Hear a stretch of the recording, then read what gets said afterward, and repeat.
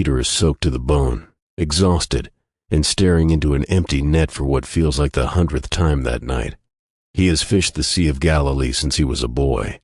He knows these waters the way you know the back of your own hand. And tonight, nothing, not one fish.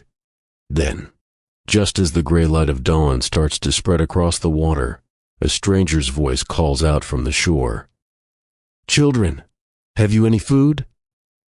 And that voice, Peter doesn't recognize it yet, but in a few minutes it will undo him completely, and that greeting is worth pausing on before we go any further. The word Jesus uses from the shore, translated children, is the Greek padia, not a formal address, not the kind of word a stranger uses.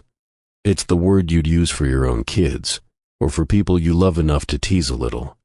7 grown, exhausted fishermen and the resurrected Son of God calls out to them like a father checking on his boys. That's the tone of the entire scene before a single miracle even happens. This is John chapter 21.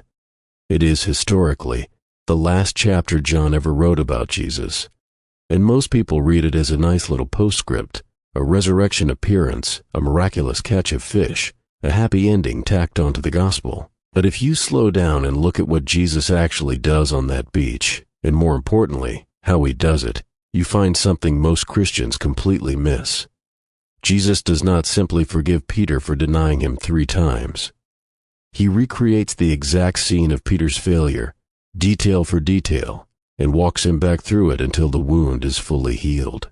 Grab a cup of coffee, because we're going to walk through why Jesus cooked fish on a beach, and by the end, you're going to read this story completely differently than you did 5 minutes ago. Let's set the scene. It's been days since the resurrection. The disciples have seen Jesus alive, but they don't quite know what to do with themselves. So Peter, restless and unsure, says the only thing he knows how to say, "I am going fishing." 6 others go with him. They fish all night, nothing.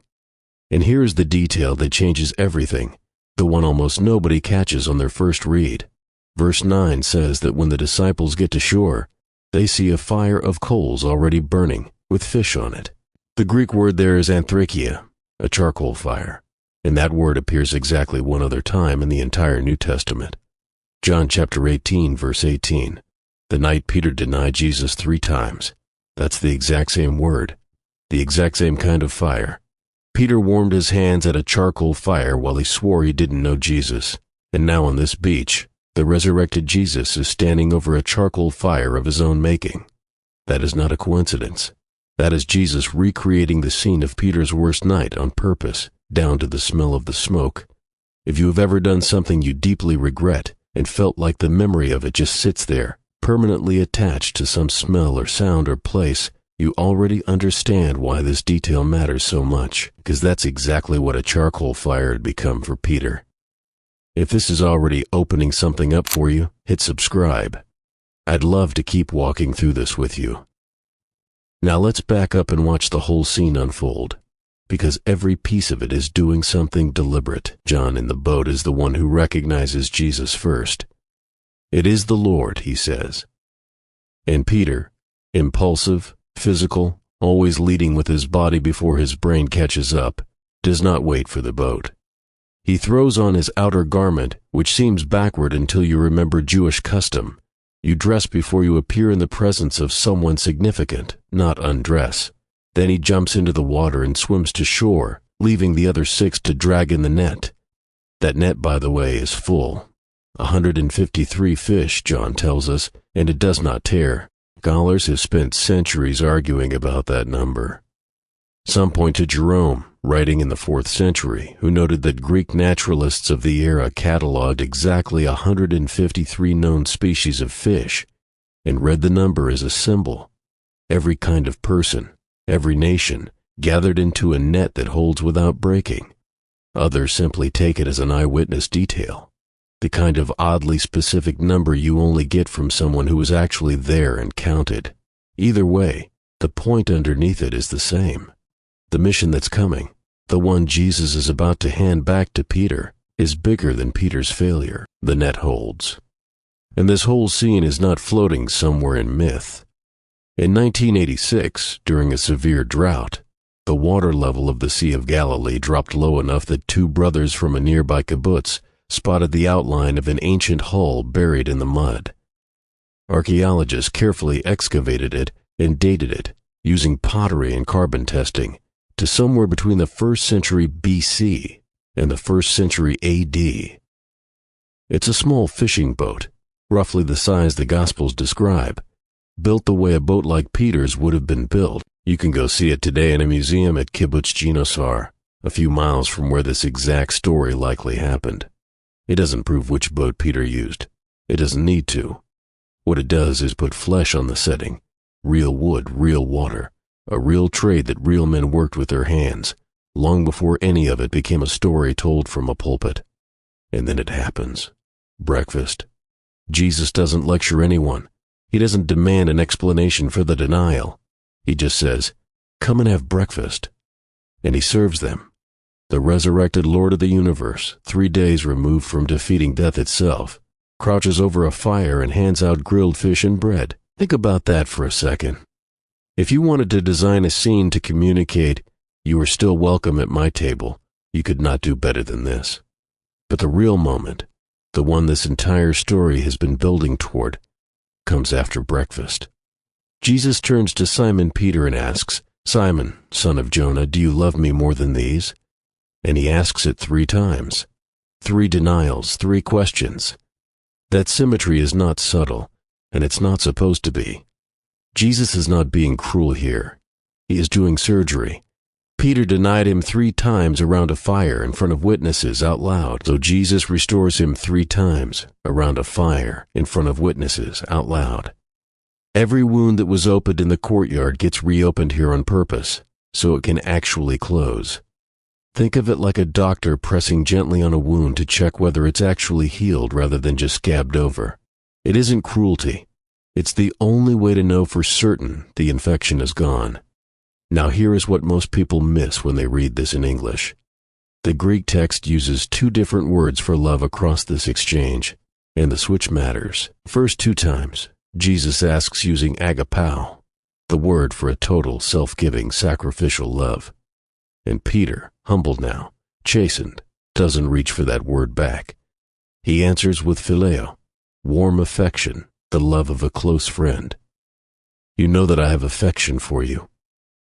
He can't bring himself to claim the higher word anymore, not after what he did, and then, on the 3rd question, something shifts. Jesus lowers himself to Peter's word. He asks, this time using phileo, "Do you even have affection for me?"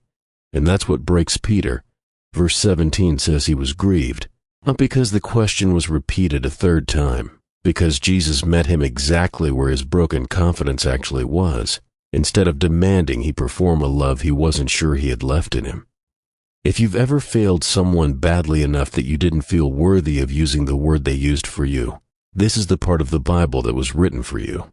After each answer, Jesus gives Peter a job. Feed my lambs. Tend my sheep. Feed my sheep. This is not incidental language. Throughout the Old Testament, God repeatedly describes Israel's leaders as shepherds and repeatedly indicts the bad ones. Ezekiel chapter 34 is God's blistering rebuke of Israel's shepherds who fed themselves instead of the flock, who let the sheep scatter and get devoured. And here is Jesus, the good shepherd of John chapter 10, handing his own flock to a man who 3 nights earlier swore under oath that he didn't even know the shepherd's name. That's the scandal of grace sitting right there in plain sight. Restoration doesn't come with probation. It comes with a commission. There's an older pattern behind all of this too, one that reaches back centuries before Peter was ever born. In Ezekiel chapter 34, God speaks through the prophet against the shepherds of Israel in blistering terms. "Woe to the shepherds of Israel who feed themselves. Should not the shepherds feed the flocks?" And then, a few verses later, God makes an astonishing promise. "I myself will search for my sheep and seek them out. I will feed them in good pasture." God says he will personally step in and shepherd his own people because the human shepherds failed so badly. Now fast forward 6 centuries, and you have Jesus on a beach in the flesh doing exactly that.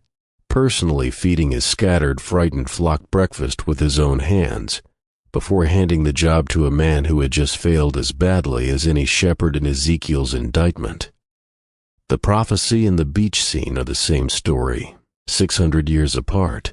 And there's a historical thread worth pulling on here too, because this moment sets up everything that follows in Peter's actual life. Church tradition. And I want to be clear, this next part is tradition, not scripture, holds that Peter was eventually crucified in Rome under Nero, and that he asked to be crucified upside down because he didn't consider himself worthy to die the same way his Lord did. Whether or not every detail of that account is historically airtight, it tracks with exactly what Jesus predicts in the very next verses of John 21. When you are old, you will stretch out your hands, and another will dress you and carry you where you do not wish to go. Jesus tells Peter essentially that this restored life will cost him everything. Peter, the man who once denied Jesus to save his own skin, walks toward that ending anyway. That is what real restoration produces. Not a man who is let off the hook, but a man who is remade entirely. Quick word before we keep going. Everything in this study represents real time in the Greek text and the historical record, tracing details a casual reading skips right past. If that kind of digging matters to you, stick around, because we're just getting started with this channel. There's one more piece worth connecting before we close, and it's the piece that ties the whole beach scene back to the very beginning of Peter's story. Luke chapter 5 records the first time Jesus called Peter. Same lake, same job, same result, a night of catching nothing, followed by Jesus telling him where to put the net, followed by a catch so large it nearly sinks the boat. Peter's response back then was to fall at Jesus' knees and say, "Depart from me, for I am a sinful man, O Lord." He thought his sin disqualified him from being near Jesus. Now, 3 years and one catastrophic failure later, Jesus recreates that exact miracle, empty net, full net, and instead of Peter running from him, Peter swims straight toward him. The bookend is deliberate. The same miracle that once made Peter feel unworthy of Jesus' presence is now the miracle that draws him closer. But what does this mean for you, right now, today?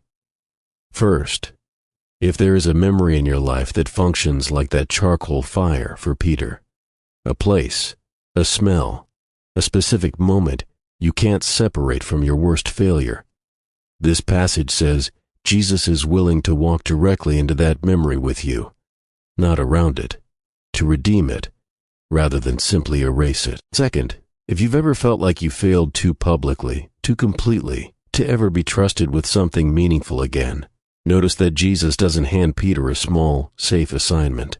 He hands him the whole flock. Grace in this story isn't reluctant. It's generous almost to the point of being reckless. And maybe the part that stays with me most is this. Jesus meets Peter exactly where his confidence actually was, not where Peter wished it was. He doesn't ask for more than Peter has left to give in that moment. He just asks Peter to give what's actually there, and that, more than the fish, more than the number, more than the fire itself, might be the real reason Jesus cooked breakfast on that beach that morning. Charcoal fire that once marked Peter's worst failure becomes, in Jesus' hands, the exact place his calling gets rebuilt. If this opens something up for you, help us reach someone else with it. Subscribe, leave a comment. Even one word helps more people find this. Share it with someone who needs to hear it today. Pray for us. God bless you.